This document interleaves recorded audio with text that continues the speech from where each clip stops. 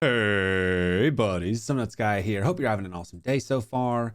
In this video, we are going to be teaching you guys about farming soul shards in the earlier sides of the game, sort of pre-level 100. There's a lot of really cool things that you can do later in the game to really optimize your soul shard farming. However, a lot of those things are going to be accessed through mods and very late game methods that can really make it very powerful. However, even in the early stages of the game, it can be really beneficial because you don't need as much to get as much value, if that makes sense.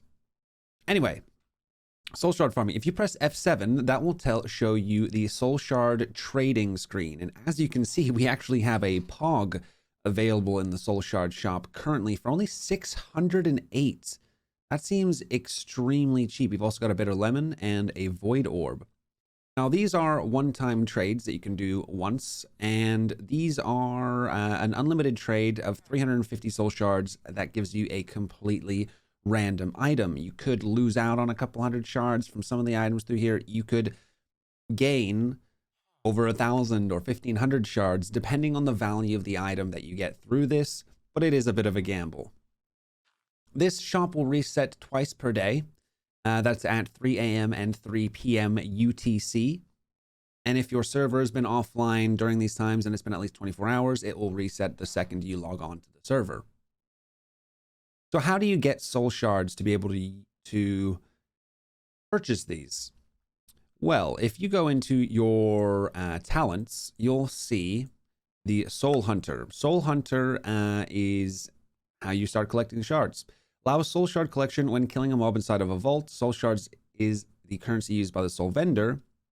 It also passively increases the amount of soul shards gained when killing a mob by multiplying the drop values. Now, level 1 allows you to get soul shards full stop, but doesn't give you any multiplier. And then the levels beyond that do add multipliers.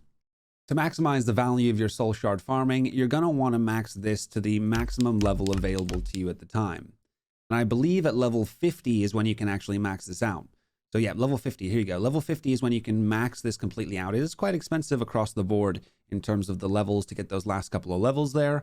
However, the items that you can get in the soul shard trading are pretty phenomenal. So I would say it's definitely worth maxing out your soul shard farming as quickly as possible once you hit that level 50.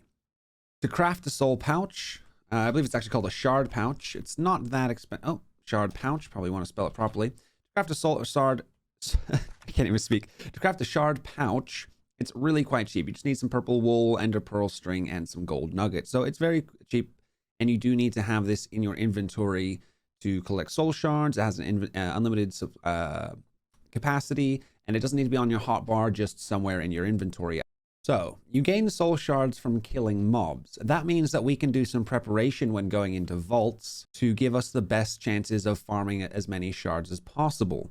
And the first one is with catalysts. So if we grab a crystal and we start testing some catalysts, we've got a few here. So this one, as an example, it guarantees crowded and a random positive modifier. Crowded is going to be great for this because crowded increases the number of mobs that spawn around you inside the vault.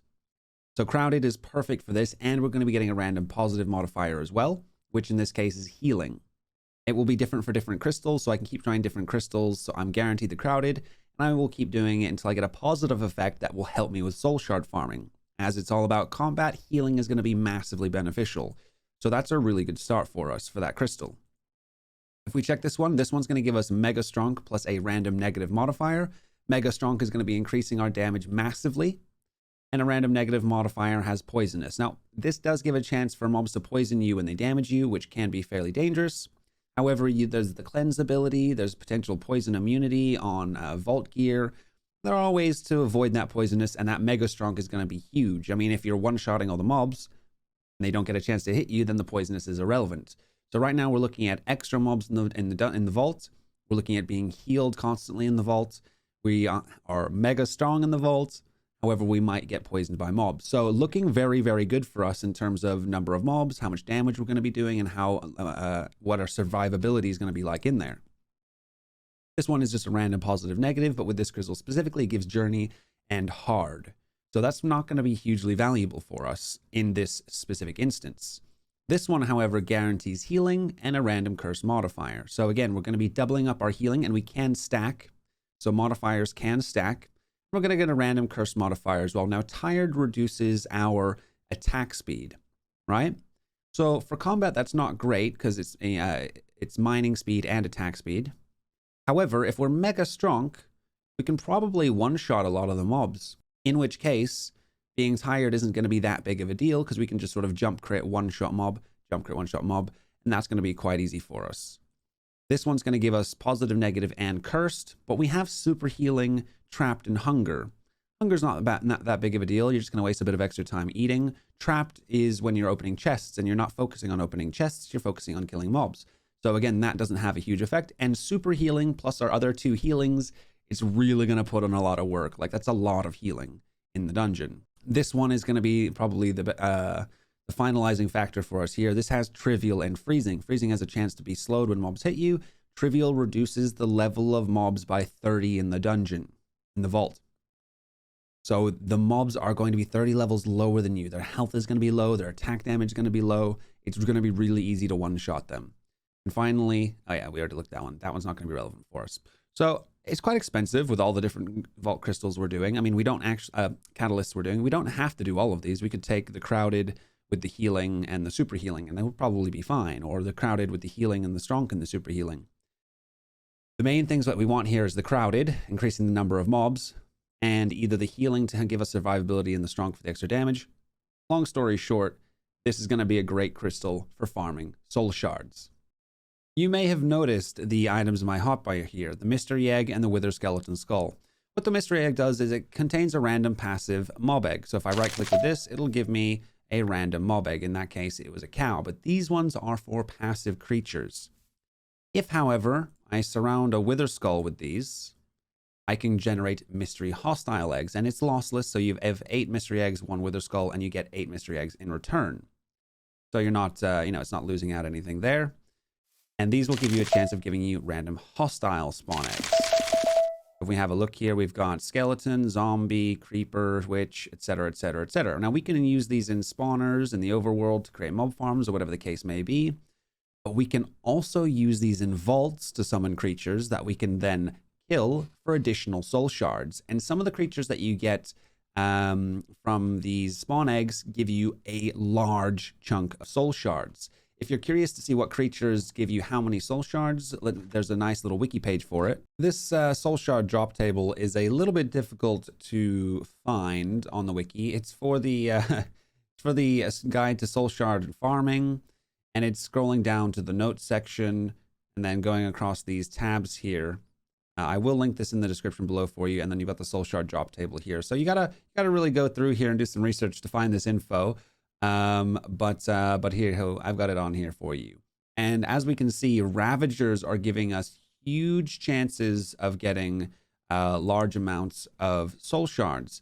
So if we're getting Ravager spawn eggs, even Vindicator, Vex spawn eggs, and that's great for us to hold on to and take into vaults when we're looking to do soul shard farming. Not all of these are particularly great, and these give you a very low chance of getting soul shards, but these ones at the top, Ravagers, Vindicators, Vex, etc., have guaranteed chances and give you large amounts. There's also lots of modifiers. Obviously, you've got your abilities, the talents that's given you the benefit, the bonuses to soul shard farming, but there's also other ways that you can improve this as well. One of those ways is by increasing your favor with the vault gods. This does start at level 50.